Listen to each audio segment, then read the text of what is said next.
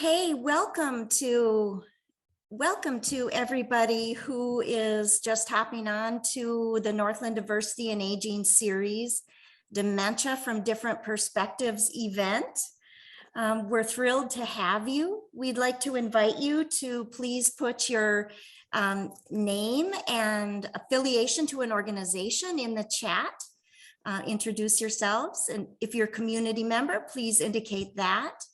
And also, if you provide care for somebody, whether you're professionally doing that, or if you're a family or more informal caregiver, let us know that as well. We'd love to hear from you. I'm super excited to thank the wonderful people behind this event. We have a wonderful lineup of presenters today. We have Sherry Sanchez-Tibbetts from the Alzheimer's Association. We have Dr. Manka Kimbing from the University of Minnesota, Kirsten Cruikshank and Tim Anderson from the University of Minnesota Medical School Memory Keepers Medical Discovery Team. We have Kathy Heltzer, who's here today, who's retired from the University of Minnesota Duluth. And we have our wonderful friend Kim, who is a caregiver who will join us through a video presentation. Thank you so much to our presenters for doing this with us today. I'd like to also thank our collaborative partners, the Arrowhead Area Agency on Aging, Christy Kane and Georgia Lane. Thank you so much. Zane Bale with the Northland Foundation, Angela Hauger and Amy Bergstrom with the College of St. Scholastica. So Angela Hauger runs the Gerontology Program and is a psychology professor, and Amy is the Chief Diversity Officer. So we're so grateful. And from Duluth Aging Support, Executive Director Catherine Blonigan, thank you so much. And a huge thank you to the coordinating team from Duluth Aging Support, Rebecca Alsam and Anna Stauber and Eric Mystery. My name is Mimi Stender. I am the founder of Duluth Aging Support and just thrilled to be a part of presenting the Northland Diversity and Aging series, in particular today's event focusing on dementia. And at this time, I would like to turn our event over to our moderators. I just briefly mentioned Georgia Lane. Georgia Lane is a senior, excuse me, I want to get this right, development team lead, principal planner, program partnership developer with the Arrowhead Area Agency on Aging. We also refer to our area agency on aging as the Quad A. First, you'll hear from Amy Bergstrom, Chief Diversity Officer of the College of St. Scholastica. I'll turn it over to you now, Amy. Thank you so much, Mimi, and welcome everyone. Buju Anishinaabe Dug, Ogamawasigik Indigenous Kaj, Jagina Shimang, Mishwa Gamiwi Zaga Iganing Nindun Jaba, Megazi and Dundame, the College of St. Scholastica in Don O'Key. Welcome to each of you. I greet my Anishinaabe relatives that are with us today and those that have come before. It's a pleasure and a privilege for me to serve as the co-moderator for today's event. Before I hand this off to my colleague Georgia, I would like to briefly just share a land acknowledgement here for our time together this morning. So the Northland Diversity and Aging series recognizes the land we currently live and work on was originally and continues to be the homelands of Indigenous people.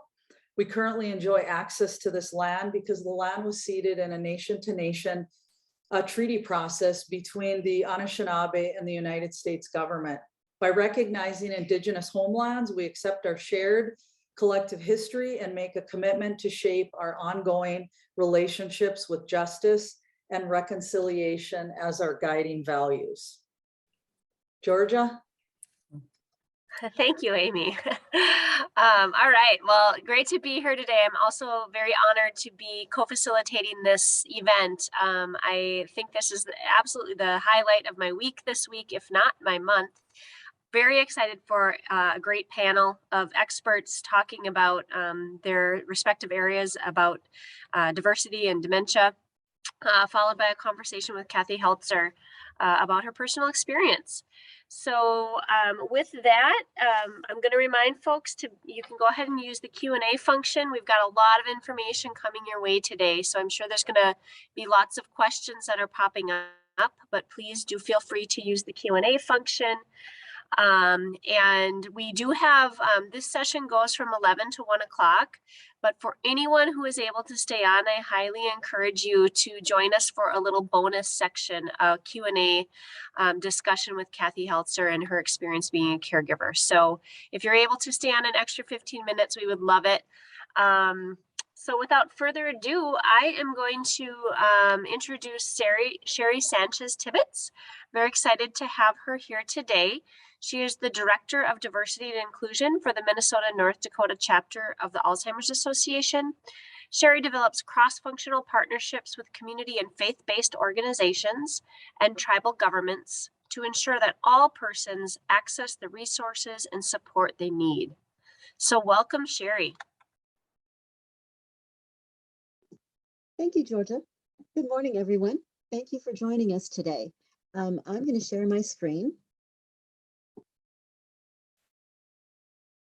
And before we move forward, I want to take a moment and ask if you know someone, if you have a family member, a friend, a colleague, a coworker who has been impacted by the disease. And if you do, I know some of you have put that in the chat already, but if you do, if you want to put their name in the chat, if you're comfortable sharing their name so that we can honor their spirit as we have our conversation today. And I'll just let you do that. For me, the person that I think of when I think about Alzheimer's and the impact it has is my grandmother. My grandmother developed the disease and passed away. And like many people in our community, she wasn't diagnosed early. There were quite frequent mentions that she was dehydrated or wasn't getting the proper nutrition. So when I think about the work that we're doing with the Alzheimer's Association to ensure that everyone has access to the resources that we provide, I think about my grandmother. So today I'm just going to give you a brief overview about Alzheimer's, talk about the impact that it has in some of our communities, and discuss what the association is doing to address that and create more equitable health situations. So the Alzheimer's Association leads the way to end Alzheimer's and other dementia by accelerating global research, driving risk reduction and early detection, and maximizing quality care and support. We are very committed to a world without Alzheimer's and other dementia. And recently, the other dementia was added to our vision statement. We're frequently asked, what is the difference between Alzheimer's and dementia? And the simplest way to explain that is that dementia is an umbrella term that we use to describe a group of symptoms related to cognitive decline, like loss of memory, language, problem solving, and other cognitive skills that affect a person's ability to perform everyday tasks, like use a TV remote. At the Alzheimer's Association, we work on different levels. We work to create, we work with health systems like Essentia, Sanford, and Mayo to reduce the burden families and clinicians face. We address policy issues at a national and state level to ensure that underserved communities have access to clinical trials, or to encourage the Minnesota Department of Health to create culturally specific messaging around the importance of early detection and diagnosis and risk reduction strategies. That was one of our legislative initiatives this last session. And then, of course, we also provide community education, support groups, and early stage programming, and a 24/7 helpline for people living with the disease and their caregivers. And I'll speak a little bit more about those services in a bit. We know that dementia is not an easy disease. The burden of Alzheimer's on individuals and families continues to grow. More Americans are living with the disease. In fact, there are over 6 million Americans over the age of 65 living with Alzheimer's. And by 2050, that number is expected to more than double to almost 13 million people. In Minnesota, there are at least 99,000 people living with the disease. And the number in Minnesota is expected to grow by 21% over the next 5 years. In fact, every 62 seconds, someone is diagnosed with dementia. And Alzheimer's is the fourth leading cause of death in Minnesota. But we know, there we go. But we know that not everyone has access to the same level of healthcare. Some communities are disproportionately impacted by the disease than others. Of the over 6 million Americans living with the disease, 2/3 are women. Preliminary research from last year's Alzheimer's Association International Conference suggests that people who live in rural areas experience higher rates of Alzheimer's related deaths. And we know that Hispanic and Latino people are 1.5 times more likely to develop the disease, while Black and African Americans are 2 times more likely than their white counterparts to develop the disease. One of the biggest disparities we see is within Native American communities. 1 out of 3 American Indian or Alaskan natives over the age of 65 is likely to develop Alzheimer's or other dementia. That's over 3 times the national average. And while Hispanic and Latinos and African Americans and Native people are more likely to develop the disease, they're less likely to receive an early diagnosis, and our families are less likely to participate in clinical trials which work to create tomorrow's medicine. They are more likely to encounter barriers in the healthcare system. And we also know that those members who are in the LGBTQ community also face unique challenges around support, both within their networks and from their primary care providers. Alzheimer's and dementia are key drivers of high healthcare utilization and total cost of care. In 2021, last year, dementia cost the nation $355 billion. And by 2050, those costs could rise to more than 1.1 trillion. Alzheimer's and other forms of dementia complicate the management of other health conditions and chronic diseases. People living with the disease are much more likely to have potentially preventable hospitalization rates, readmission and use of emergency care facilities, and overall a lower quality of life with worse health outcomes and medical cost. One of the biggest impacts, though, that we see with Alzheimer's is the impact it takes on both the person living with the disease and their caregivers. In Minnesota, there are 170,000. They provide 155 million total hours of unpaid care, over $3 billion worth of unpaid work. Yet, dementia caregivers experience more adverse health conditions and hospitalization rates, and up to 30% may face issues like depression. Many informal caregivers, like my mom and my grandfather, who are caregivers for my grandmother, may not think of themselves as caregivers. They're simply taking care of a loved one because of a moral or family or cultural obligation. They may not, because they don't consider themselves caregivers, they may not utilize resources that are available to them, like respite care or other services. And while they may not consider themselves caregivers, we know that they still continue to face the burden of caring for someone. And sometimes there's some conflicted feelings around taking care of the loved one and that caregiver stress situations.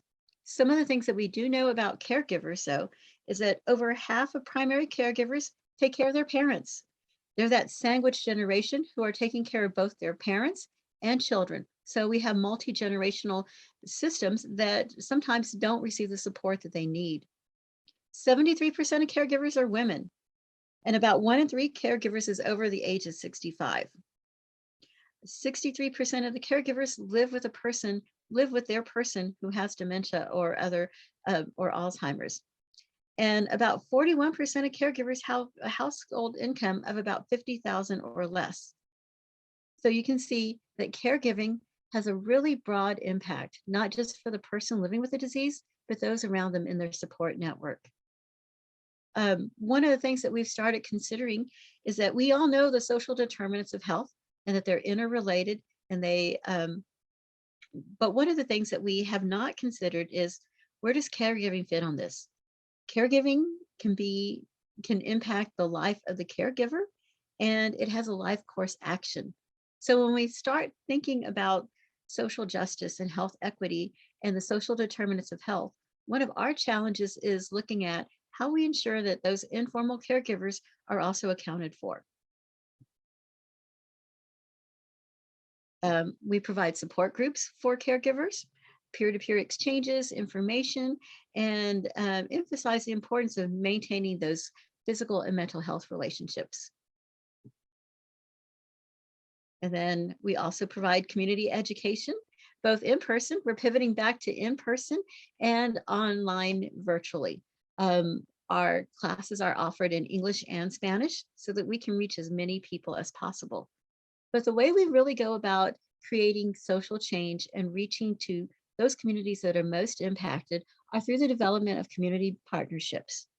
You know, over the last 2 years, with everything that's happened in our communities, the association took a deeper dive into how we addressed community, how we went about engaging communities, and how we went about creating programming that was responsive to our community needs.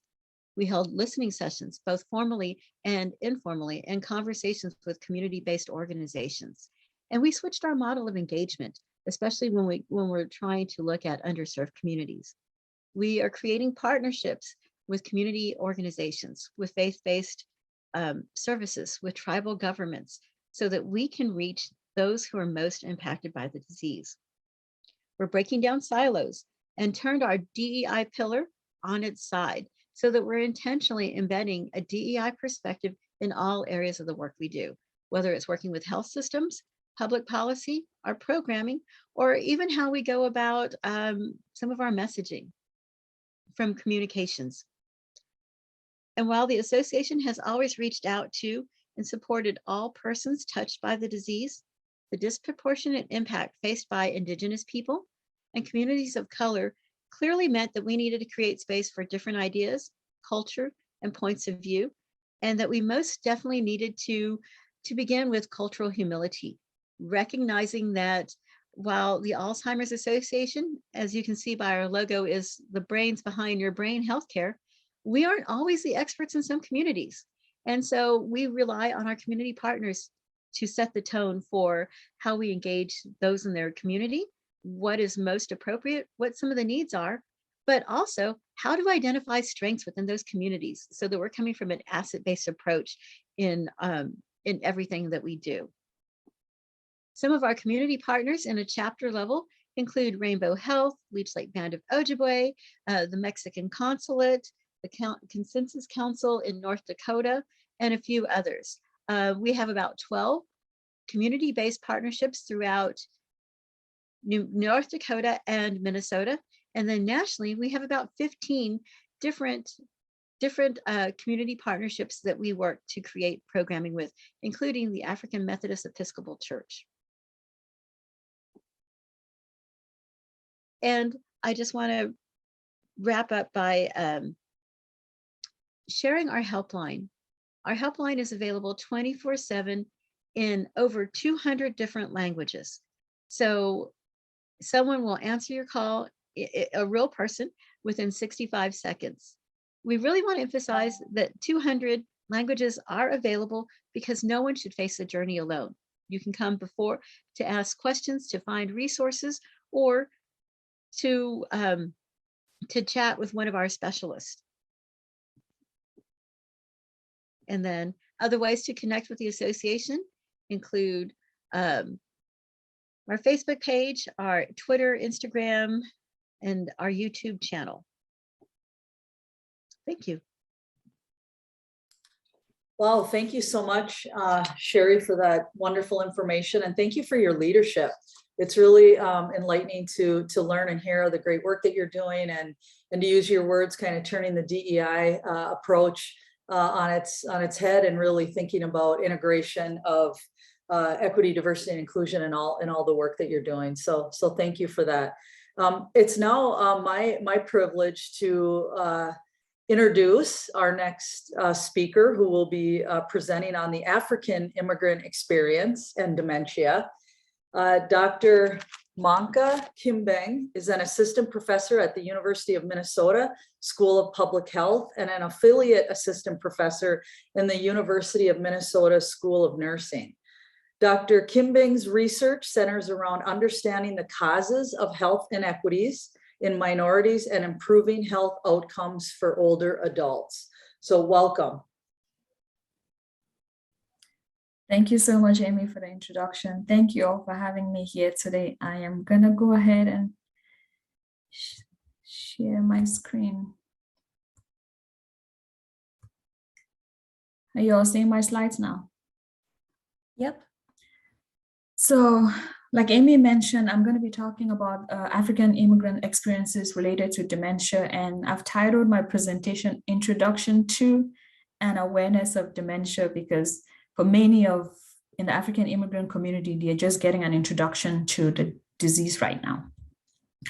And so I just want to thank the different groups that have funded the work that I'm going to be talking about. Without them, this work wouldn't really be possible. So I thank the Robert L. Kane Endowed Chair at the University of Minnesota, the Program in Health Disparities, the Johns Hopkins RIGMA, and the Minnesota GWEB. All of those have helped us in providing funds for the work that we're doing right now. And I like to say I have no commercial relationships to disclose. And then I just want to start by grounding or telling you a little bit about who I am, because that's how I approach the work. I work in and with community. And so I'm from the community that I work with. I am an African immigrant. I was born in Cameroon, West Africa. And Cameroon has two national languages. So they have the French part and the English part. But beginning in 2016, there's been an uprising where the English part would like to secede from the French side. And so they now have their flag. I am from the English side, so I also carry all of what is happening there right now with me. And then I migrated to the United States. And so that is who I am, and that is how I approach this work. And I work in and with community. And then as I talk about Africans, I just want to say that Africans are not monolithic. There are over 50 countries in Africa. We speak many languages. I mean, French, English, Arabic, Swahili, Spanish are just some of the national languages. I haven't gotten to any of the tribal languages. There's over 200 tribal languages in Cameroon alone. So not to talk of the other 50 plus countries. We have so many tribes, we have many religious and faith beliefs, we have numerous lifestyles. There are people who farm, there are people who fish, there are people who are nomads. And so it's really, the lifestyles are very different. Again, the cultural values are very different. And then because we have a kind of different rates of growing economies in Africa, we find that the healthcare infrastructure is very different. And that is very important because depending on where you come from, if you're coming from an urban setting, you might have been exposed to health systems and maybe a little more infrastructure within the health system. But if you're coming from a rural, tribal, or village, you might not have had any experience with a formal healthcare setting. And so we have to think about all of those things when we're thinking about who African immigrants are. And so the work that we're doing, we've titled it the Immigrant Memory Collaborative. And I would like to say that we had that name before we started doing our work, but that name just came to being last summer. And it was because we started, the first project was the African Immigrant Memory Loss Project. And that was a needs and assets assessment where we had our community partner, ASA. They were recognizing, ASA is African Career Education and Resources, Inc., and they're not a nonprofit organization in the northwest suburbs of Minneapolis. And so in doing their work in the community, they began recognizing that there were some challenges in the community related to caregiving and care for dementia. And so they approached the University of Minnesota team, asking them to kind of collaborate to do this project where we identify needs and assets in the community. And it was very early on in the project. We started by doing community conversations, and very early on, we recognized that there was a need for dementia education. So in partnership with ASA, again, we applied for some grant funding to launch the Dementia Education Project. So what I'm going to be talking to you about is experiences that are based on all of these projects. And so the projects are in partnership with our community partner, but we also have like a steering community committee that's a project advisory board that is made up of different members from different countries, different organizations, really helping us shape and inform the activities that we're engaging in these projects. And so for those who are interested in the research itself, the methods, we're using project advisory boards. We take notes at our project advisory board meetings. We have had community conversations or focus groups. We have done surveys in the community, and we've also done key informant interviews. And by way of analysis, we're doing qualitative analysis and also quantitative analysis.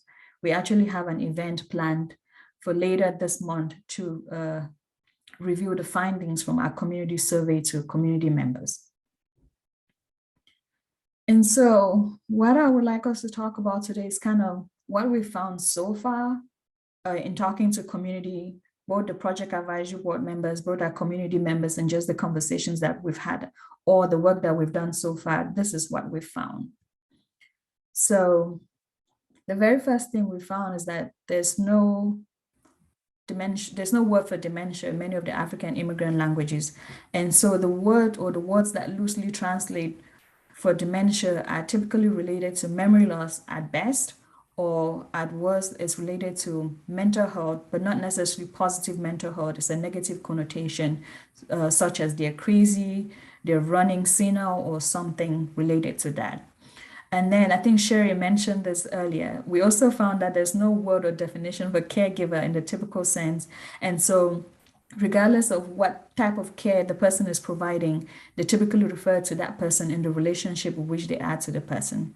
So if it's a husband caring for wife, it's I'm caring for my wife, and they will not consider themselves a caregiver to that person. And it's even interesting that even when they hire somebody to come in and provide support, they will say, we hired someone to help dad care for mom, but it would not be we hired a caregiver. So that the meaning of that word is not really, it doesn't translate in any African immigrant language. And then the other thing we've recognized in the community is when people recognize that dementia is a medical problem. So for the majority of participants, it is after migration to the United States, and it's oftentimes when they were in a health-related profession. So we see in the quote to the right, the person was talking about how it wasn't until they became a certified nurse assistant working in an assisted living that they were could be able to tell the signs of dementia and recognize that dementia was actually a medical problem. And then to the right, the person was talking about how they probably saw people who were portraying signs of dementia when they were back home in the village, but they thought that person was crazy. And it wasn't until after migration to the United States and learning and knowing the signs of dementia that they were able to now tie back and say, oh, that person might have been suffering from dementia back home. And then I think, again, Sherry talked about this a little bit. In the African immigrant context, there's quite a few cultural expectations for care. The very first one is that it's tradition that care happens in the family. And so family members would love to provide the care for the person living with dementia, and they hesitate to bring them to any other setting, such as assisted living or nursing home. The second thing is, or the third thing, in addition to care happening in the home and the tradition that care is happening in the family, is that there's some secrecy around health and health diseases. And so the challenge for some families is that it's only, let's say if it's a parent that is sick, it's only one daughter or one child that will know that the parent has that diagnosis. And you can think about it in terms of caregiving, whereas caregiving could be shared across different siblings and children. But if only one child knows it, then it's challenging for that person who's the primary caregiver, who might not be able to look up or ask their siblings or their relative for care because they want to keep that disease or that diagnosis contained with that home, within the home. And so the secrecy around healthcare information could present challenges for getting care and caregiving related to dementia. And then we find out that there's quite a few challenges also related to stigma. There's stigma surrounding the disease that in such a way that stigma could also affect people actually going to get diagnosed because they don't want the label of having dementia in their medical chart. And then also there's some misunderstanding and stigma related to the causes of dementia that also can affect people going out to seek care and getting a diagnosis. The other challenge we find is that there's a myth in the community related to dementia and mental health illnesses. And this myth is that they are caused by other spiritual or supernatural causes. So if you're thinking about if somebody thinks that a medical problem is caused by a different cause, chances that they're not going to go to a medical provider to get diagnosed because that's not what they think is the cause. And so they might just decide to pursue care somewhere else, maybe with a spiritual healer or some other person that they think could solve their problem. And then the next set of challenges, I have lumped them in different groups because the very first group, we see that these are challenges that are also relevant for other racial and ethnic minority communities in the United States. The fact that the providers in many health systems are not diverse is a challenge because many racial and ethnic minority communities want to seek care from a provider that is of the same race or some sort of similar characteristic.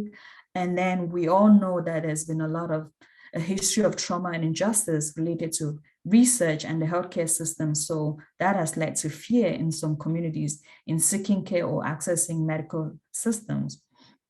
And then in families or communities where there's limited financial resources, there's a lot of challenge in accessing care in a preferred location. So if a family is living with dementia and they would prefer to have a home health aide coming to the home, if they don't have the financial resources to be able to do that, then it's challenging because they're going to have to seek care in a different location, in a different place, and it's going to be care that might not also fit with their cultural values or cultural norms. And then the second group of challenges that we found are challenges that I think we've heard from quite a few care partners and caregivers across the spectrum. The multiple responsibilities typically affect care and caregiving. Care partners, like Cheryl was talking about, live in intergenerational homes, and so they're providing childcare for their children and maybe providing care for a parent, or they have work, some people have school, and so all of those responsibilities are a challenge. And then the other challenge we also find with a lot of care partners and caregivers is just limited awareness about the disease condition itself, the resources available, and the services that they have access to. And then the last group of challenges, I have titled them immigrant-related challenges. And thinking back to what I mentioned about healthcare systems in Africa, depending on where you come from, many African immigrants did not grow up in a system where they went for annual checkups or they went for visits. They only waited to go to the doctor if the condition was so severe that they could not walk. And so if you're coming from that cultural background where you do not recognize preventative medicine, it's a challenge to go seek care for dementia. And oftentimes it could be the reason why people are getting diagnosed very late in the disease process. And then for many immigrants, some of them are undocumented. And so if you're undocumented, you have limited access to a lot of resources, especially health insurance. And so if you do not have health insurance, in the United States, it's pretty often challenging to access a primary care provider or a provider in general to get diagnosed or to get other resources that you might need either for yourself as a person living with dementia or for your care partner or caregiver. And finally, language or translation barriers. This is something that I think a lot of health systems and providers are beginning to recognize and provide translation for, but that also presents another challenge for immigrant families living with dementia. And then in our survey, we asked more specific questions about understanding of dementia, and really because our goal was to develop a tailored education, we wanted to figure out what information the community really wanted to learn about dementia. So they wanted to really understand the disease context, progression of the disease, risk factors. They wanted to understand information about care seeking, how is it managed, how is it treated, and what are the available resources, especially in Minnesota, for families living with dementia. And then the community also wanted to think about how do we overcome the challenges. They mentioned, especially the key informants, that we really have to strongly encourage people to normalize seeking care and going to the doctors. And that is often better to go to the doctor before you need it than to wait until it's getting really, really bad. And then they also mentioned the need to think about what strategies we need to use to develop, to decrease the stigma around dementia for members of the African immigrant community. And we did not only take kind of a deficit-based approach, we also recognized that there were resources already in the community. So we did ask in our survey and also our key informants, what resources were already available in the community. And we found out that there's been a growing number of resources in the African immigrant community to provide care for families living with dementia. So there's a good number of country of origin organizations that are putting together educational forums, health fairs, and different activities to offer information and resources to community members. There's a lot of church and mosque and other religious organizations that are bringing in external partners to help provide education and resources. There's businesses and nonprofit organizations that are doing the same, professional organizations. There's been the creation of different support groups and door-day service programs. And so you see in the 3 quotes, one of the participants was talking about there's a new daycare that was just created in an area of Brooklyn Park for families living with dementia. And then the quote to the top right, the participant was talking about how there's a support program now for Liberian older adults to come together. I think it's every Wednesday to kind of talk and just share experiences about the condition. And also they talked about the nurses associations that really offer educational forums for members of the community related to dementia, and not only dementia, but its risk factors such as hypertension and then other medical conditions. And so I wanted to end by just offering some recommendations based on what we're learning in the community so far. I know a lot of members of the audience are service providers, so I just wanted to offer some recommendations.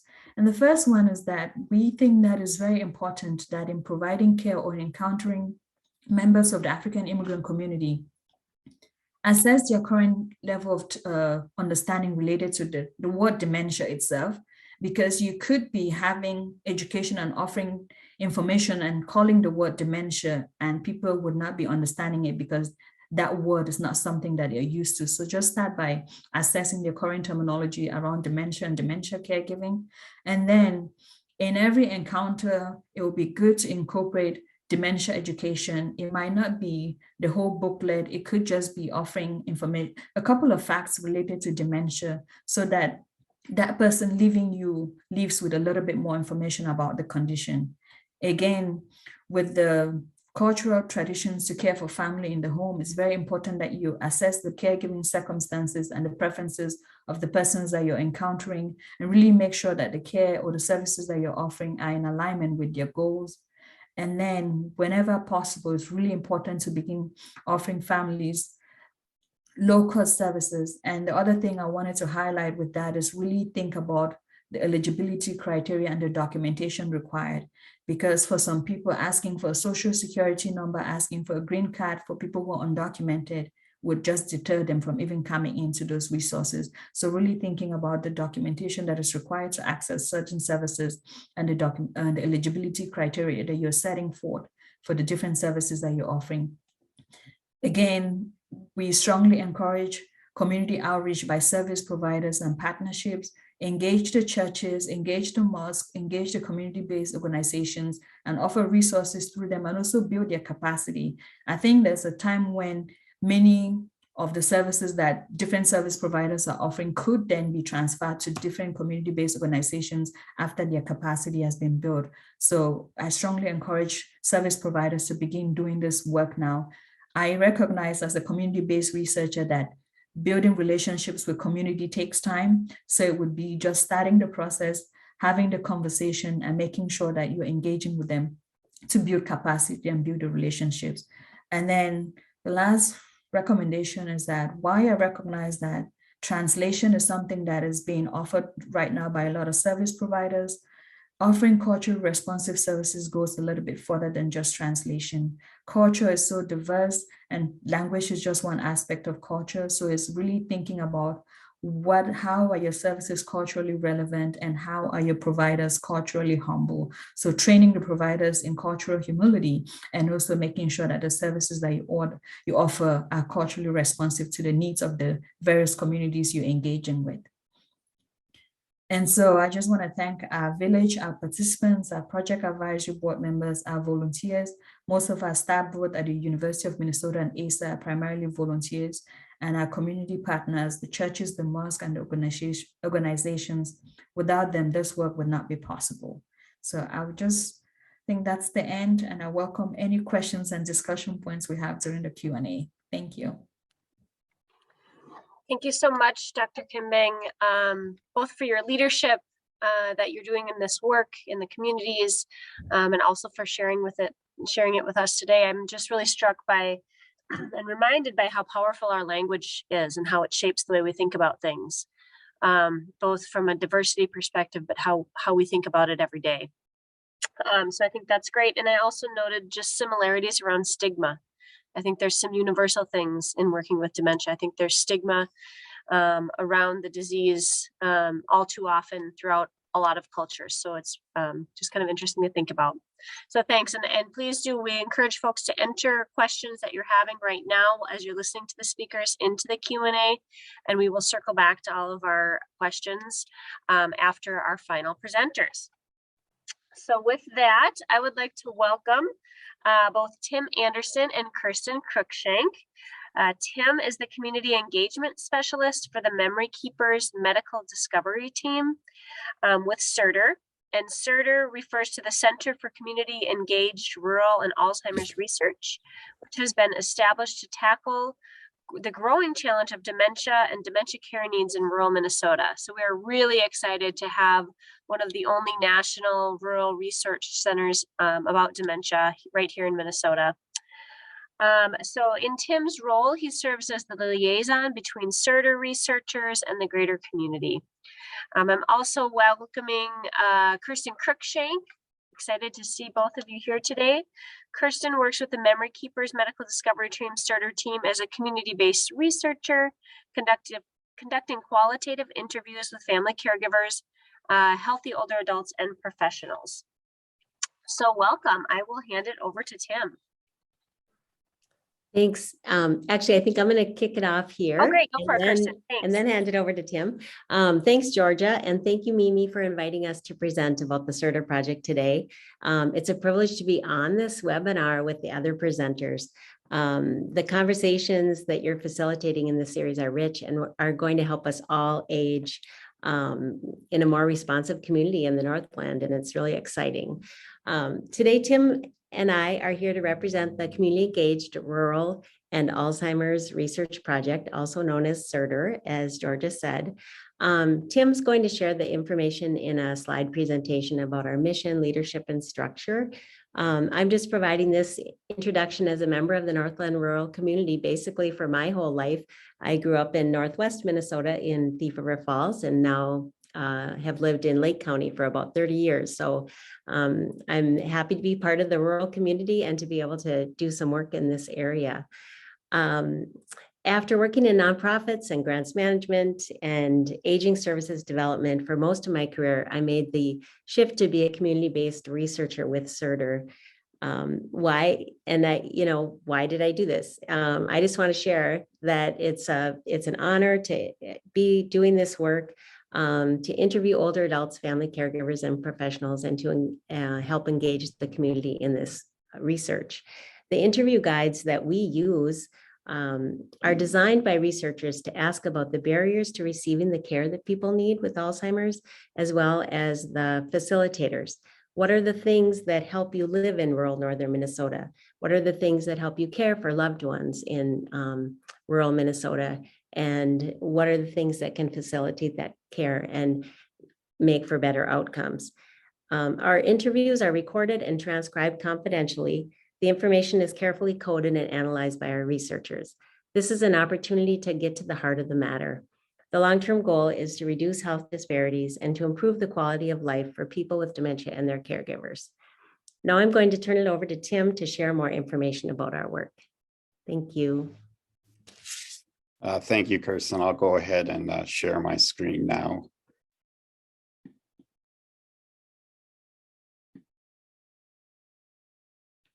All right, so I had planned to give an overview of the CERDR project, as Kirsten had explained. First of all, I think it's important to, well, can everybody see this okay? First of all, okay, great.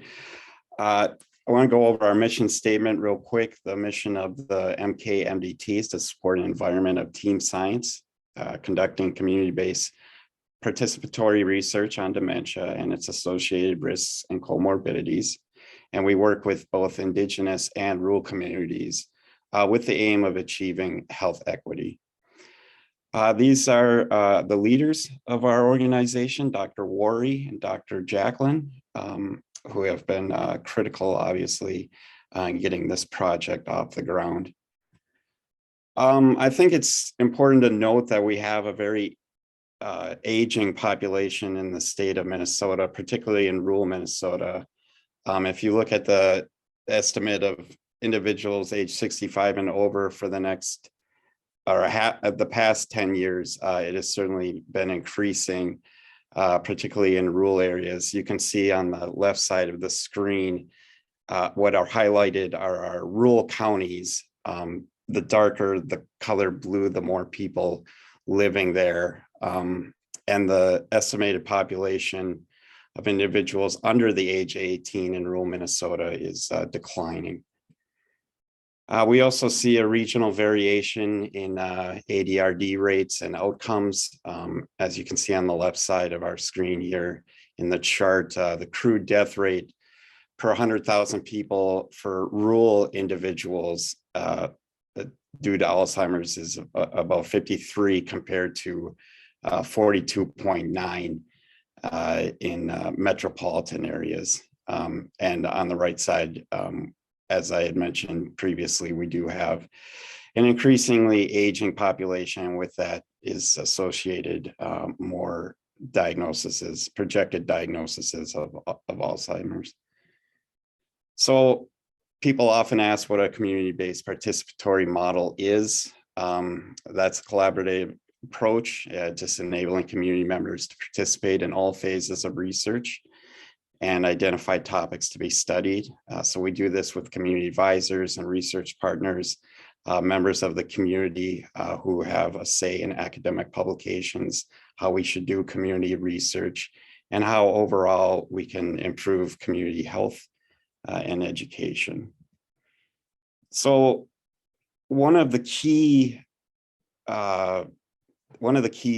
benefits we have in doing community-based research is that we put together a community advisory group, which I should clarify, our focus right now is in northern Minnesota, and we have a community advisory group which represents the Northwest and the Northeast. That'd be obviously the Dancing Sky and Arrowhead regions. And so the role of the community advisory group is, outreach, networking, research consultation.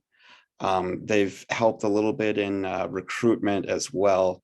And overall, they just give guidance and support to us. We try to meet 3 or 4 times a year, and they're always helpful with everything from passing out flyers to newsletters and other methods of getting the word out about our project. As you can see, they're spread out across northern Minnesota, all the way from Thief River Falls to Duluth. We do have obviously some pretty rural areas, Wilton and Bagley in particular, where we have representation for our community advisory group. I just want to quick mention our Dancing Sky members. You may recognize some of these names. And I'll quickly also mention some of our, or all of, I should say, all of our Arrowhead members here. So some of the professions of these individuals in the aging network, we have resource coordinators, healthcare administrators, nurse supervisors. As you can see, we have quite a wide range of backgrounds of various health leaders across northern Minnesota that help us conduct our research. Here's our quarterly CAG member meeting. We're still trying to talk people into meeting in person, but as you can probably assume, the commute is difficult, but we're going to try and figure that out. So that's everybody's wonderful faces. We also work in collaboration with the area agencies on aging. Dancing Sky, new director Heather Pender, who has been great and actually came to Duluth for a meeting related to SERDR. And I very much appreciate her, and I very much appreciate the work Christy Kane has done on this project as well. She is the director for the Arrowhead Area Agency on Aging. I believe the next slide is going to show our video that we put together featuring Suzanne, who is from Wisconsin, so unable to participate in any projects, but was kind enough to be our actor in this video. Oh, no, I jumped the gun. We do have two community researchers as well, community-based researchers. Kirsten, who introduced the project, introduced me, and she's just been terrific. And Christy Nelson, who's up in the Northwest, she lives in McIntosh, Minnesota, a very small town, and she's been also instrumental in recruitment and conducting interviews, which I will talk about a little bit further in my presentation. Just to give you a visual here, you can see the area agencies on aging in the various regions, as well as where our CAG members and community researchers are located. Kirsten, I should have said, is in Two Harbors. And as you can see in McIntosh is Christy Nelson. And finally, we have a rural advisor in residence, Dr. James Bolger. Jim has a very distinguished career. He's been with the medical school here on the Duluth campus for a very long time, and we're always happy to bounce ideas off of him. And he's also helping us kind of track down medical MDs who can, as some of you know, be tough to locate. Finally, our SERDR investigators, both at the medical school both at the Twin Cities and Duluth campus. I want to recognize them as well. And here's our video. Let me hit the play button here and make sure everybody can hear it. Hi, my name is Suzanne. I'm 74 and I live alone in a small rural community. I'd like to talk with you today about Alzheimer's disease and related dementias and their impact on rural Minnesotans. Over 6 million people suffer with Alzheimer's disease, and in rural Minnesota, there are barriers to care that make it very difficult, such as transportation issues and lack of services. I've personally been impacted by dementia when a very good friend of mine was forced to sell her home and move 100 miles away in order to receive the care she needed.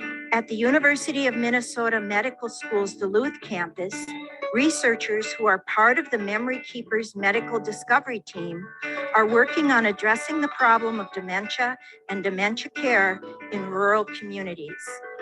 We aim to improve the lives of those rural Minnesotans who are experiencing dementia or early signs of cognitive decline, their caregivers and friends, and to decrease the risk of memory problems for people in the future.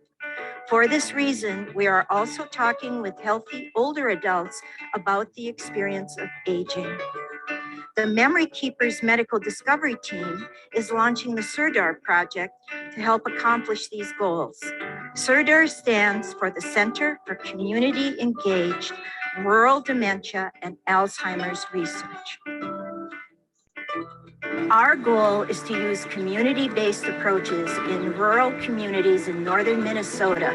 Ultimately, SERDR hopes to build a community of rural Minnesotans who are interested in dementia research. You can join this community by signing on at www.ruralmemory.com. Participants will receive access to newsletters, our projects, and ongoing research. And you can sign up for specific research projects. I've signed up. I hope you will too.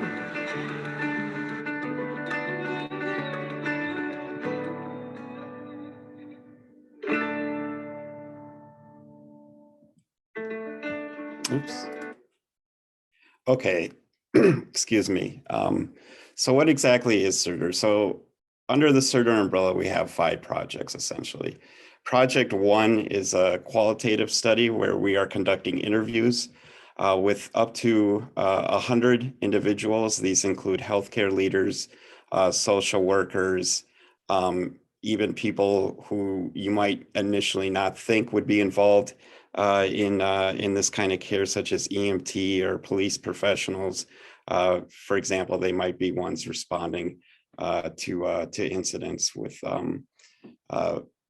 persons with dementia. Ultimately, the aim of this project is to understand rural people's knowledge of and experience with dementia and any, social, cultural, and structural barriers preventing access to dementia care and services. So these interviews are anywhere from 1 to 2.5 hours. We do provide a small stipend to participants. As you can see, as I had mentioned, we're also talking to healthy older adults, formal and informal caregivers, and we will be talking to people with dementia as well. So that's project 1. Project 2 is called the MinRide program. Essentially what we're doing is a 12-week program that will have a baseline test before we put people into an exercise program using a bike, an exercise bike, a reclining bicycle, which I've put a couple together, and they're not too hard now that I got the first one done. But anyways, we're trying to assess the feasibility and effectiveness of exercise on management of cardiovascular and dementia risk factors. And again, this also has a small stipend paid out to participants. Moving on to project 3, CareBand, which is a wristwatch-like device. We're trying to develop a life space indicator, which will kind of help caregivers, understand quality of life. This is a device that can provide information on things such as wandering and depression. And I think this is one of the neater parts of the project is the beacons will be set up on the person's property or land with the idea that as a person's cognitive abilities decline, the person's life space, i.e. where they go, shrinkens as well. So that's CareBand project 3. Just a little more on this. You do have to be willing to wear the CareBand for about 12 consecutive weeks. Compensation is $20 per day for the person with dementia. And we are also conducting both preliminary interviews as well as exit interviews. Project 4 is an epidemiological study in collaboration with the Essentia Institute of Rural Health. We're trying to determine, how often dementia is diagnosed and how widespread it is, comparing rural to urban areas in the state of Minnesota. And we're also looking at how dementia services are used over time. So we're going to be analyzing existing health records, CDC and HCUP data to do that. Han, who is a postdoc here, has been instrumental in getting this along. And finally, we're looking at, as many of you know, there's a lack of participation both amongst Indigenous individuals and rural individuals in clinical trials. So we kind of want to just learn why that is and what we can do to help attract more rural and Indigenous people into AD/RD clinical research. So those are the 5 projects. We also have a community, we call it, a virtual community where people can sign up at ruralmemory.com, and you can enter your information if you're a rural individual who maybe you want to participate in a project, or maybe you just want to sign up for newsletters or further information about the kind of work we're doing. We have gone through a couple phases of this, but I'm happy with where it's at now, and it's pretty easy to sign up. It's again at ruralmemory.com. And it's just, you know, an open community, people interested in research, brain health, and healthy aging, rural individuals in northern Minnesota. So I just want to briefly talk about, you know, some of the successes and challenges we've had.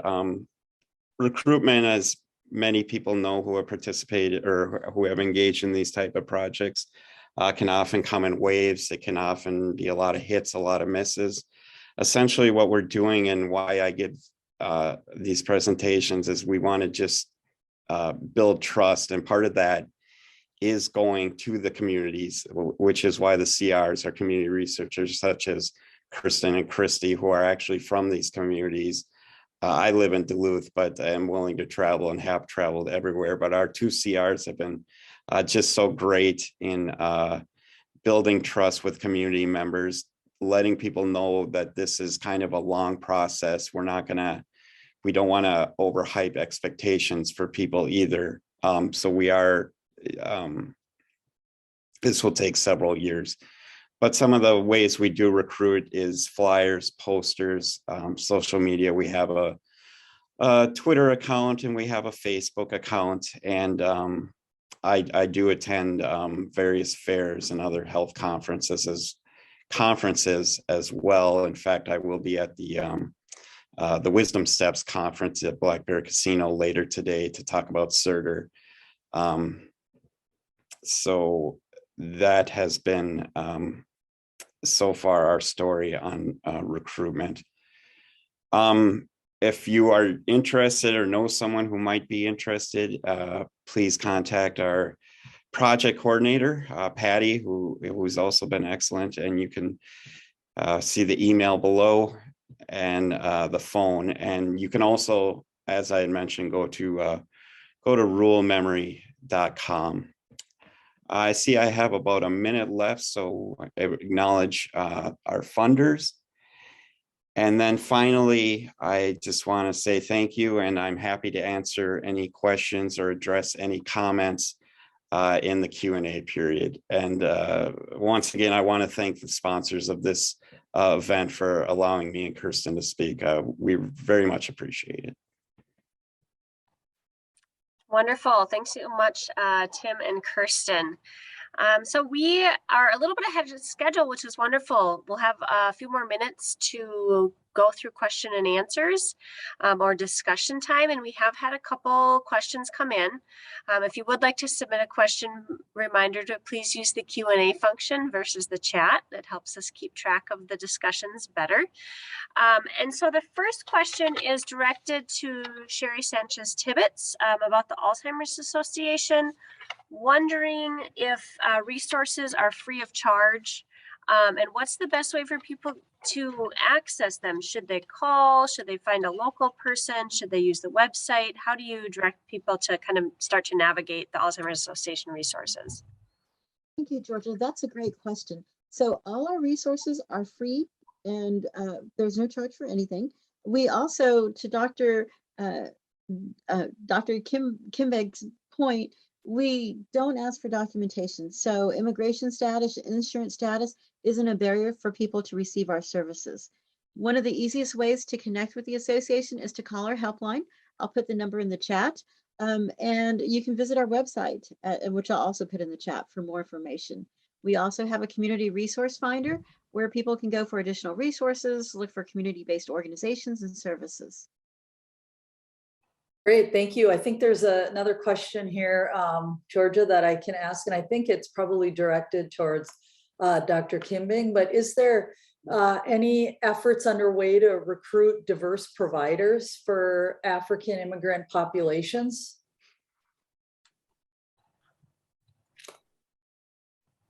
I think there's always a lot to be said about, you know, increasing the pipeline and getting a diverse pipeline of professionals in any industry, maybe healthcare and kind of research, whatever you might name it.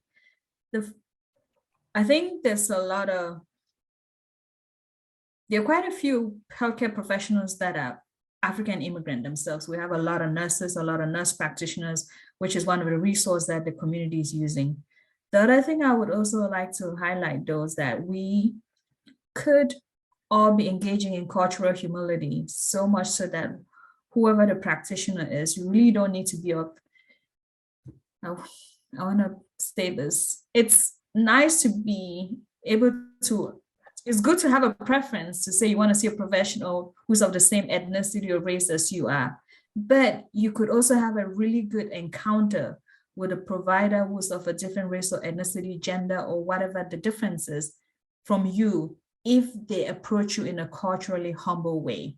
So the solution is not just get providers that are of different racial and ethnic groups. That's what I'm going to say. The solution is that we have to make sure that whoever we're encountering in the service, in the provision of care, we're practicing cultural humility so that that person leaves happy and are able to, because if the person feels good about the encounter, then they hear you and then they're able to engage in whatever information you gave them or whatever recommendations you gave them to go practice. So that would be my kind of strongest suggestion, that we think about cultural humility in addition to the work that we're doing across different disciplines to make sure that they're representative of the different ethnic and racial groups in the United States. Yeah. Great, excellent question and even better response. All right, the next question is for Tim or Kirsten. Can you guys provide more insight into why the rate of Alzheimer's disease in people over the age of 65 increases by 21% between 2020 and 2025? And has your research helped you understand why the rural rate is higher than metro areas? Yeah, I think some of the preliminary evidence we're finding is that the rural rate of ADRD, and I don't want to jump ahead of myself, but I think a lot of it could be a lack of access to services, particularly with transportation. What we're hearing a lot about in Project One, where we're doing the qualitative interviews, is that transportation to get some of that early diagnosis is a real bear, and it's a real struggle to take that on. What I would also say is what we're finding is kind of a lack of socialization amongst individuals, particularly those who are extremely isolated and in very, very small communities. I think also there are certain health factors that might be more common in rural communities, such as diabetes, for example, which we know is quite a contributor to ADRD.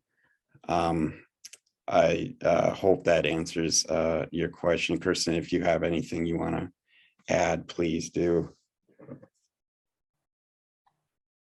Just lack of, sometimes we're hearing about a lack of specialty care in rural areas, as well as, like, I would, affirm what Tim said about transportation and isolation.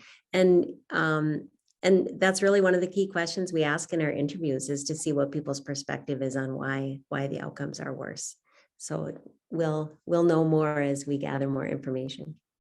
Sure. Yeah, those are all great points. I would think, just from our perspective too, we know that rural communities are aging faster than other communities. So the prevalence of, age is the #1 risk factor for dementia.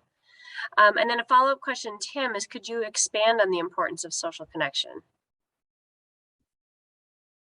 Yeah, I think what we're finding, or what we hear a lot about, is that people who aren't going to church, aren't socializing with other individuals, can often be or have a lack of. I just think overall socialization with other people, preliminary evidence is showing that that might be correlated with a higher rate of ADRD, at least amongst rural individuals who, as we know, you might be in a small community and everybody knows everybody, but that doesn't necessarily mean that people are talking to each other. So I that would be my answer to that question. Great, thank you. So this next question that came in is a follow-up for Anka. Can you provide or recommend any kind of cultural humility training opportunities that you might be aware of?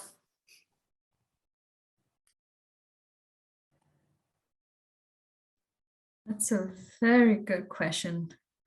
Off the top of my head, I can't think of any. I can only think of articles that I have read about the practice of cultural humility, but let me take that as homework and look it up, and I'll send it to Mimi, and Mimi can send it out to everybody. I know there are some around because some health systems are engaging in it, and they are having cultural humility statements and making sure that the whole entire system is culturally humble, but I can't think of it off the top of my head now. Yeah.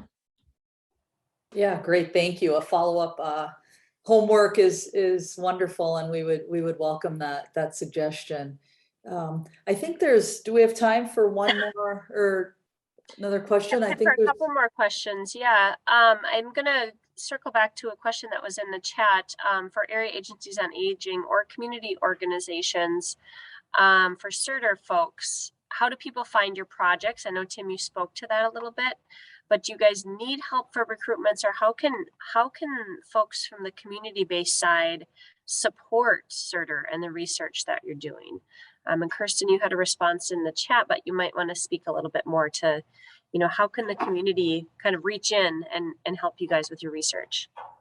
Sure, we are looking for good people to interview that are a good fit with the studies. And so any help with recruitment is appreciated. We are focusing on rural areas. So basically outside of Duluth and outside of some of the larger towns in our region, we prefer to interview people who live in the more rural, remote areas or outside of towns or in small towns. And just a note that people can go to that ruralmemory.com and join the community. And then it basically gives us permission to contact people, because we do ask for contact information in there.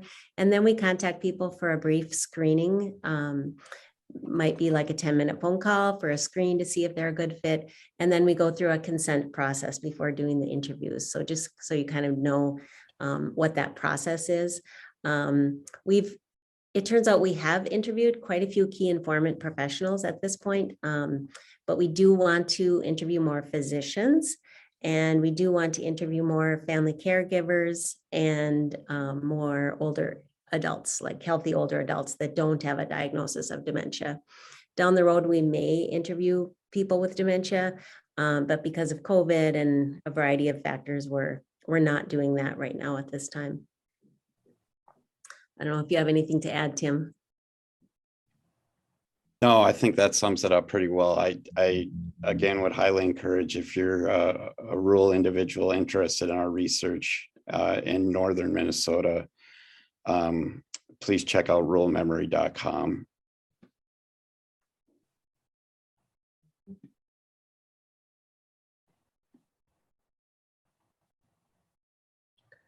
Great. Well, any more questions that folks have? All right, well, please feel free to enter them into the chat if you do. And I know that we will be sending out people's information for contact if you have further questions as they come forth. So with that, I think I'm going to hand it back over to Amy.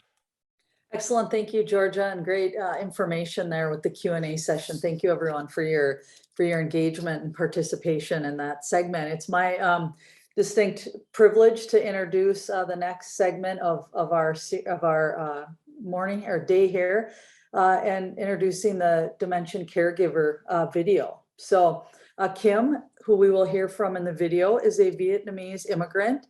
She exudes kindness and loves cooking, gardening, and bowling. Kim is a hard worker, and throughout her adult life has worked as a cook for several organizations and restaurants. In recent years, Kim has become an informal caregiver for her spouse living with dementia. Navigating healthcare systems and medical needs are challenging for most people, even those born and raised in the United States with ample resources and support network.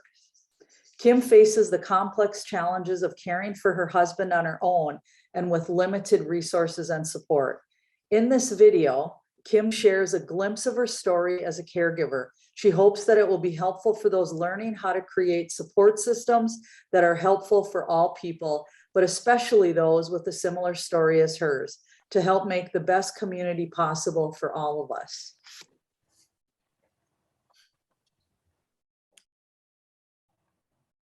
Thank you so much, Kim, for sharing your story and your courage and your bravery. And, you know, her video just really, you know, reminds me of, you know, the powerful testimony, you know, of commitment and love in caregiving, as well as, you know, really the need for understanding diversity in all its forms and the needs of families. You know, I think about if ever there was a time for us to practice cultural humility, it would be with, you know, folks such as Kim and the needs of her family and so forth. So what a powerful story of love and courage and also a reminder, I would argue, of how we need to do better. We need to do better as systems and as practitioners committed to this work. So I'm excited for what's to come here now in the next part of our series. And I'm going to turn it over to Georgia, who's going to facilitate a conversation with Kathy. All right, great. Thanks, Amy. And welcome, Kathy Helzer. I'm really pleased to get to introduce Kathy Helzer, who is a retired director of field education and faculty member of the University of Minnesota Duluth Department of Social Work. Go Social Workers. She completed her undergrad work at the University of Minnesota Duluth and received her MSW from University of Wisconsin-Madison. As a licensed independent clinical social worker, most of her professional career was working with children and families prior to joining the social work department faculty. Her recent experience as a care partner for her mother, who is in memory care at Ecumen Lakeshore in Duluth with late stage Alzheimer's. 2 years ago, her spouse was diagnosed with vascular dementia and mild cognitive impairment. Kathy has been involved heavily with the Victory Chorus and Dementia Friendly Duluth. The Victory Chorus is a choir for those with cognitive impairment and their care partners since its inception. She currently serves as chair for the Victory Chorus Advisory Board. So welcome, Kathy. I'm super excited to be here today just to have a one-on-one conversation with you. I've so had the pleasure of getting to work with you over the years and really grateful that our paths are crossing again to give you some space to tell your story. So I think you have a very rich story that needs to be heard and is exciting to be able to share with this group. So I'm going to kind of just open up the floor, Kathy, and ask you what brings you here today. Really happy that you are here. And can you tell us about your journey with your mom, Marilyn, and then about your journey with your partner, Tina, and how it relates to your own experience as a caregiver? Sure, I'd be happy to. I want to begin by saying that, as you mentioned, I spent most of my social work career working with families and children in child welfare. I hate to say this, but as a social worker, I don't really care about old people. And then my mom got dementia, and suddenly I'm all about dementia. I want to learn all about it. I'm reading the journal articles. I'm going to the workshops. So that's one way of saying that, you know, just because you started your career doing one thing doesn't mean you can't pivot when you need to. So my mom, actually in 2011, fell. She actually had 3 tick-borne illnesses. This is during the time that she's caring for my father, who is dying. So my mom is helping out with home hospice. She passed out in the kitchen. Note to self, never pass out in the kitchen. A lot of hard surfaces. Hit her head, had a brain bleed, and ended up in intensive care. As a part of that, my sister and I went and met with the doctor, and she had been managing all of my dad's care, driving down to the Mayo Clinic from Bemidji for years, and had a little notebook, keeping track of everything. When the doctor had us in and he showed us a little brain scan, he said, you know, I would have never guessed this about your mother. He said, there's quite a bit of atrophy here in the brain, which we were all very surprised by because she had been compensating for so many years. So in any case, then my dad passed away in 2011. She stayed in Bemidji a couple years, decided in 2014 she was going to move to Duluth. She sort of announced to people at the end of the day, it's your family who's going to take care of you. She had 3 kids. I'm the oldest. She picked me. She claimed part of moving to Duluth was she was still driving. She didn't want to drive in the Twin Cities. So she came here and initially went into independent living. She had a big black dog, and so the dog was a barrier to finding a place initially, but turns out the Chateau Laveau here in Duluth, you can have a big dog. So she moved in there, and it changed my spouse and I, Tina, changed our lives dramatically. On the one hand, very handy to have her a mile away to help provide care and coordinate what she needed. On the other hand, our life was never the same. But in any case, she was there independently. It became increasingly clear that memory was an issue. We got on the waiting list over at Ecumen Lakeshore. I talked to her about going over there. She didn't want to do that because she was worried about her dog. So finally, put 2 and 2 together. And I said, Mom, Tina and I can take your dog. We'll take care of Sunshine, the dog. If you can, well, then as long as we were taking care of the Sunshine, the dog, she was good with that. So anyway, she ended up moving over there, and that was a hard thing to get her to move. But at the end of the day, she was okay with it, and we got. I won't go into what the move was, but it was kind of magic, really. I had a whole moving crew, average age like 70, but we got everything over there, got it all set up. She comes in there with her walker. She looks around. I said, Mom, what do you think? She looks around, and of course, the apartment is her apartment because it's all her stuff. She looks up. She goes, I should have moved here years ago. Which I'm thinking, yeah, you should have. We tried. But anyway, so she's over there. She went right from independent living to memory care. We always kind of thought it would go to assisted living and then memory care, but at the end of the day, that's not what we needed. So she's over there, and that's fantastic. I will say that when I would say my mom's in memory care, a lot of people, they said, oh, I'm so sorry. And I said, no, don't be sorry. The hardest year of my life up until that point had been the year before she went into memory care, because that was all the scary, not knowing where she was. She's still driving. She shouldn't be. She's fallen down. I'm calling over there. I can't find her. Really, no, memory care was very good. And we were very fortunate that we could afford that. So that's the other part. Money is a huge part of this whole caregiver gig. So that was with my mom. And then 3 years ago, my spouse, Tina, I noticed that she just wasn't remembering, short-term stuff. I'd say something to her and we'd go someplace. She's like, well, you never told me that. And I'm like, I did tell you that. And then I figured out, first I thought, oh, she's just not paying attention. And then I thought, we better get this checked out. So she had an MRI, and it showed that she had had a series of little strokes, small vessel disease, basically not getting enough blood to her brain. And so she was diagnosed with mild cognitive impairment and vascular dementia. And so that was, and then the other part with Tina is, in addition to that, she also has neurological disorder. She has neuropathy. And it was, doesn't matter really when it was, but in October of 2020, she fell in the backyard. I was actually over visiting my mom in memory care. At that time, I was still leaving Tina alone. I had cameras all over. And I looked at the little camera, and I saw that she had gone out the back door, but she hadn't come back in. So I called my friend Marion. I said, Marion, can you go over and check on Tina? I'm over, visiting with my mom in memory care. So she went over there, and she found her in the backyard. She had broke 8 ribs, ended up in the hospital. This is, of course, at the height of COVID. So you think if you even drive by the hospital, you're going to get COVID. So that was horrible. So she was in the hospital for a week, and then ended up over at Ecumen Lakeshore in the rehab side for about a month. And then came home, but really has never been the same in terms of she's a significant fall risk. She can't walk. She can't be left alone. And so again, my life changed dramatically because really she needs care, 24/7, primarily because of the fall risk. So that's a brief capsule history of what's happened with me and just in the last couple of years. I retired in the spring of 2019. Thank God I retired, because there's no possible way I could be managing all this if I wasn't retired. And the other thing about Tina is there's no possible way that she could be living at home without me. And so I have said to her more than once, and we'll probably cover this as we go along, but the issue about getting help and about getting support, I say to her, honey, we do not have a deep bench here. I go down, we're in trouble.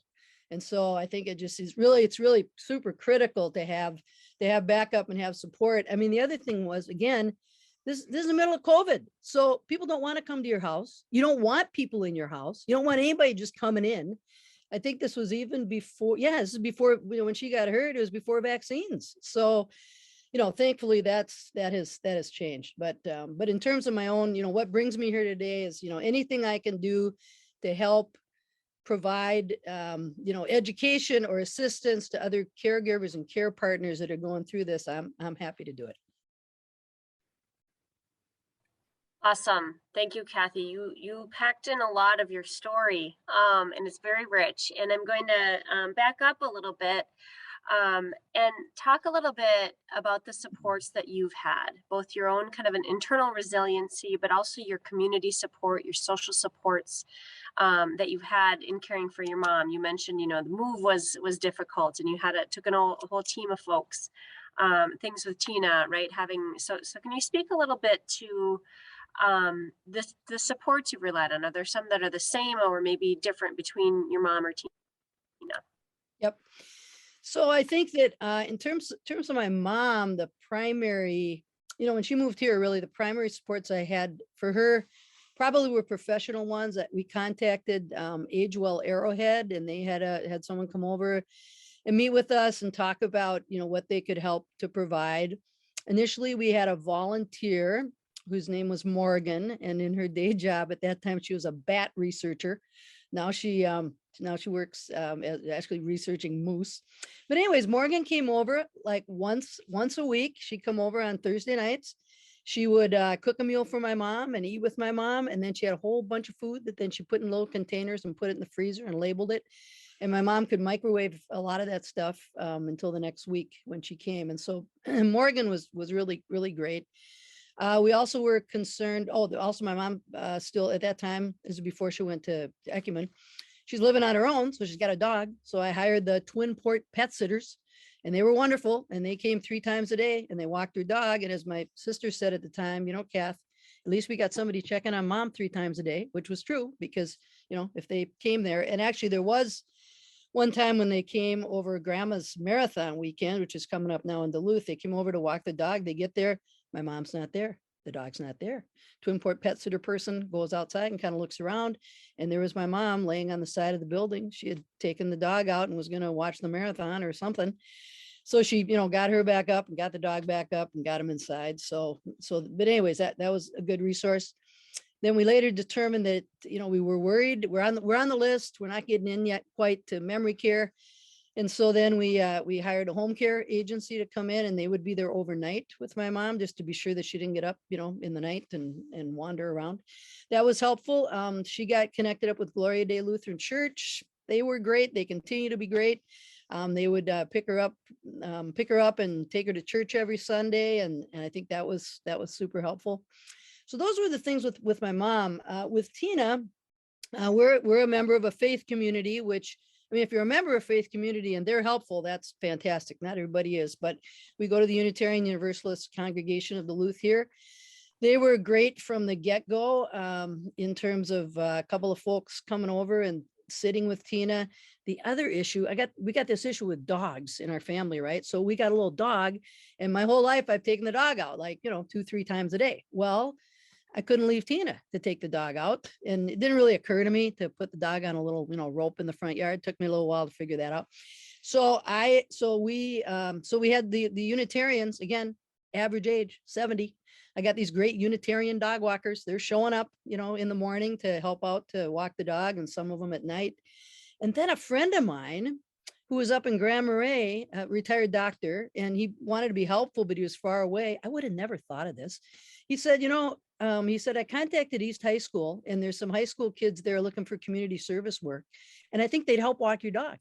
So initially, when Tina was first home and I couldn't leave her at all, we had these East High School kids coming over, every morning. There was 2 of them to walk the dog, which was fantastic. I think a lot of times people don't think about all the help that you need in the various ways, because there's a lot of, when you can't leave anybody alone really at all, there's a lot of help that you need to get the rest of your life done. So the Unitarians were great. Those East High School kids were great.